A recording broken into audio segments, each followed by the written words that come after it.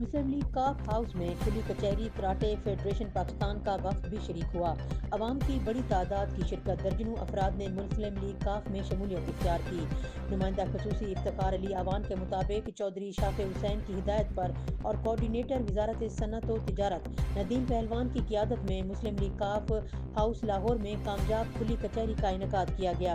اس موقع پر عوام کی بڑی تعداد نے شرکت کی، جبکہ درجنوں شہریوں نے پاکستان مسلم لیگ کاف میں شمولیت کا اعلان بھی کیا۔ عوامی مسائل براہ راست سنے گئے اور ان کے فوری حل کے لیے ہدایات جاری کی گئیں۔ اسی دوران کراٹے فیڈریشن پاکستان کا وفد ندیم پہلوان کی دعوت پر بطور مہمان خصوصی مسلم لیگ ہاؤس پہنچا۔ وفد میں صدر، عہدیداران اور معروف کھلاڑی شامل تھے۔ نوجوان کھلاڑیوں نے شاندار ڈیمو پرفارمنس بھی پیش کی، جسے شرکاء نے بھرپور انداز میں سراہا۔ مہمانوں کے اعزاز میں پرتکلف استقبالیہ اور طعام کا خصوصی اہتمام کیا گیا تھا۔